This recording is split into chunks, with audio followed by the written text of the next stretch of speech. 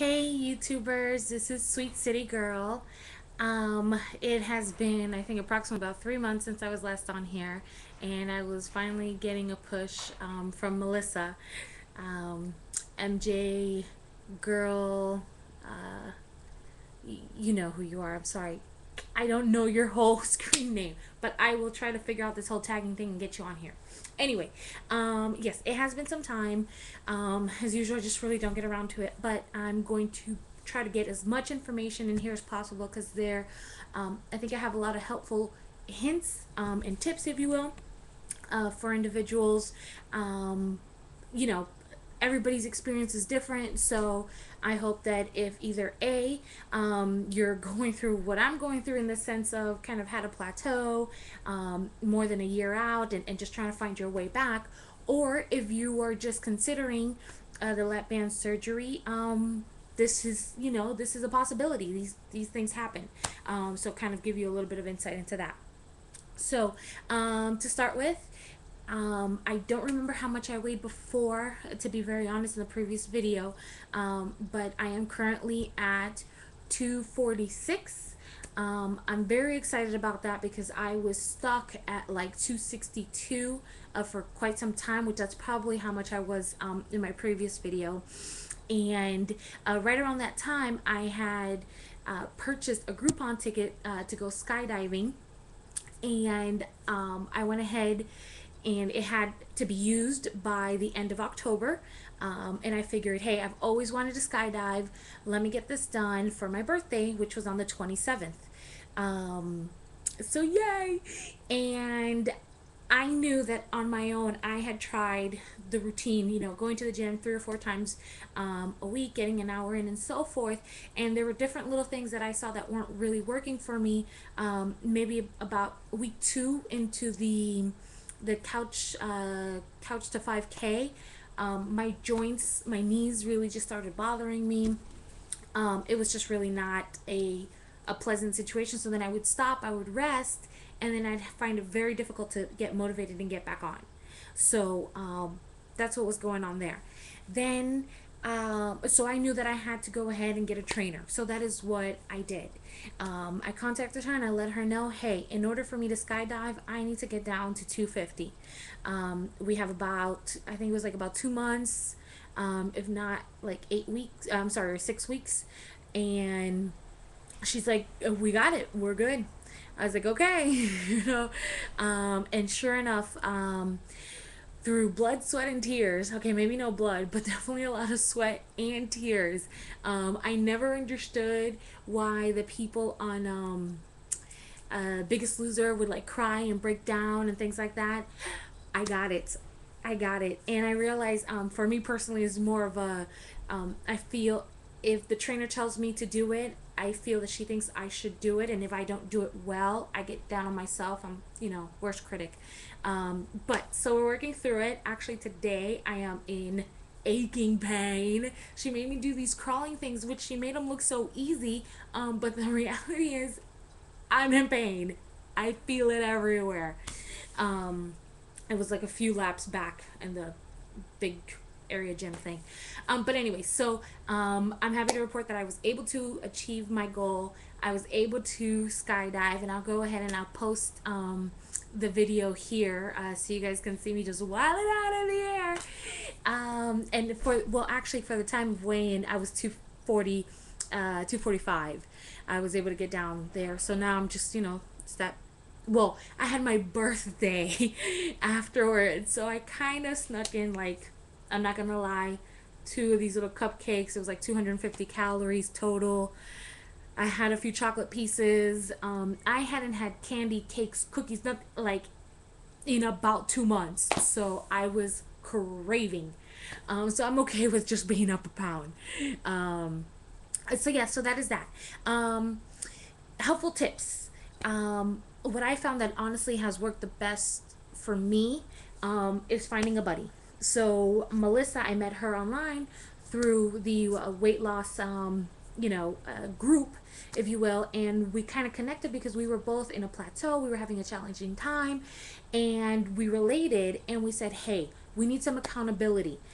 in this video thing, it's always really challenging to get on here and find time to make time. And we said, okay, well, let's just go ahead and exchange numbers. And it's funny because now I think about it, I've never really talked to her on the phone, but for the last 2 months, we text back and forth. We started with actually taking a picture of the food that we were eating, and sending it to each other and the calorie counts. What are you doing at the gym today? When are you going? This and that. Just being on top of each other. And I will not forget, I mean, more than a handful of times, I was literally coming up the subway, which just happens to be like right in front of a Popeye's chicken, which, God forbid I like fried chicken. And I literally called her or I texted her and I was like, please remind me why I can't have this Popeye's chicken right now. I'll go work it off tomorrow. I think it'll be fine. And she was just like, no, remember your goal. You got to this and it worked for me. It worked for me. Often I had no energy to go to the gym. I really had no desire whatsoever because I was seeing the trainer twice a week, and then going myself 2 to 3 times. And I would tell her, okay, look, I'm going to the gym today, and I would drag it out, and it would be like 9 o'clock, and I was like, oh my God, I told Melissa I was going to go to the gym today. I needs to go, so I would get my butt up and get to the gym. So I found that was that extra incentive or that oomph that I needed. Aside from that, I've changed my eating habits, obviously, diet, if you will. But I had gone to a 10-day meditation retreat, and they provided a vegan vegetarian diet. And I thought I was going to die. I didn't think I can eat all that, that I thought I was going to starve. But what I found out was that, in those 10 days, I lost maybe about 2 or 3 pounds, and you couldn't do exercise. You couldn't walk around. I mean, it was, I was like, wow, that was just changing my eating. So I was like, hey, how about if I change my eating and I work out? So sure enough. And then I got to thinking, I was like, you see these like, these chicken legs, they're like, the size of your fist, if you will. And, they pump them with all this stuff and in our meat. And it's like, well, wait a second, you're ingesting that. So what is that going to do to me? That's going to pump me up too. So I've really just taken this approach of, no preservatives, no hormones, no artificials, this, that, the other. I haven't gone like to the other extreme because that's too intense. But as much as I can control, I try. Out of maybe my grocery bag, out of 10 items, 7 of them are, with no artificial stuff and all that good stuff. And really, those veggie fed eggs, whatever, try them. Amazing. Like I had never tasted an egg that good. Like I barely have to even put salt in. It's ridiculous. But anyways, that was another thing.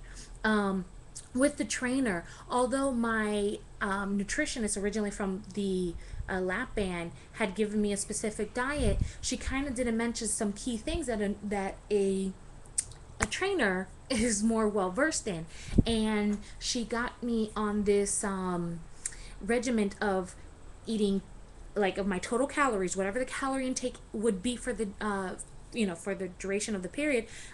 It'd be 25% would come from fat, 50% from carbs, and then 25% from protein. And that was just keeping to that schedule is where I saw the most weight loss. The second I got off track and I started just watching the calories, and they were all over the place, the percentages of fat and protein, I was getting stagnant again. So I know that I need to stick to that 25, 50, 25 in order to see the significant weight loss. That's a given. And I highly recommend people looking into that because there's definitely something to it. Another thing that Melissa and I both encountered was having to up our calorie intake once you start working out. We get into this mindset, 800, 900, 1,000 tops, whatever. We're scared. We don't want to eat more because we're like, oh my God, once I start, I'm not going to be able to stop. But your body needs the calories that it needs to burn. If you're burning and you're not eating enough calories, it's just holding on to it. So, and that is something that was challenging for me as well. It took me a few weeks to relinquish the fact that, yeah, you have to up your calories up to 1,100 in order to see the weight loss. And that's really where it's at, where I was really keeping it anywhere from 800 to 900 calories. The difference, it's crazy. you can see it. So that's something else that I suggest, looking into, the calorie intake as a whole. Sodium is another thing that I've had to cut down a lot of, because obviously that's just holding on to water, which reflects on the scale, so forth and so on. So what I'm trying to say is that I know that, however it is that we've paid for this surgery, you're doing yourself a disservice if you haven't gone all the way, with the procedures of it. Yes, I understand that there are some individuals who have the self discipline to work out all day, every day. Great. And, I just find that with my schedule, work and school, I'm in a grad program, and that is ridiculous. That's like having a full-time job. So usually during the semesters, I would not make time to go to the gym. I just really wouldn't. And now I found it that, yeah, there's actually is time. It's really an hour a day, and fine, maybe between getting ready and getting there and being exhausted, maybe 2 hours. But for the longevity of your health, it's ridiculous. I have work pants that I bought in June, which a few months ago now, but they're ridiculous. I literally, the other day, because it's part of a matching suit, jacket suit, so I had to wear them up like Urkel with my belt all the way right under my breast just so they would fit, because I had an important meeting, and fortunately I wear my shirts out so you couldn't even tell. But yeah, those are definitely going to be my before pants. And just everything, all my clothes is looking so much better. The second you start seeing the results, you feel so much better. I'm at the treadmill. I can jog 2 miles. I never thought that was possible. I would have never pushed myself that far unless my trainer said, keep running. And so many things. The rowing machine is something that I looked at, oh my God, that was scary. Now I'm doing 15 minutes on there like nobody's business. So yeah, sometimes individuals are like, well, I'm going to spend more money. But even if you meet with one once a week, which is it's where I'm at now, just because I don't have an immediate short-term goal. Yeah, they teach you that yes, you can, when you're doubting yourself, because I think that's what this whole weight loss is this constant doubt. Can I really do this? Is it gonna? Yes, you can. So yeah, so those are the tips that I have. Find a buddy, communicate on a buddy with a buddy, who can relate to your situation.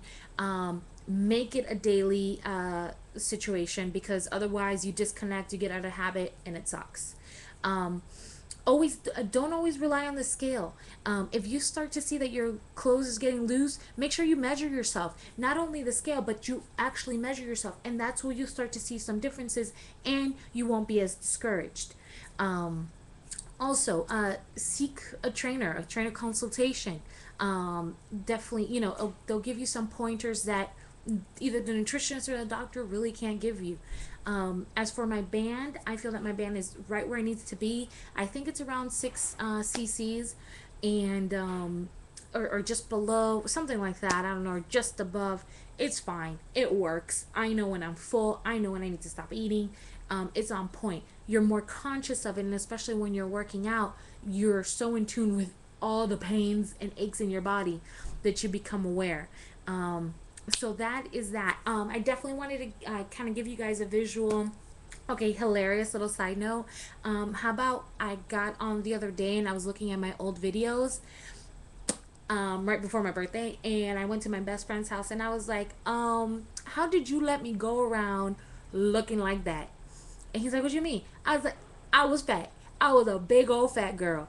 And I can't believe you didn't say nothing. He's like, but you would wear that. I was like, no, don't ever let that happen again.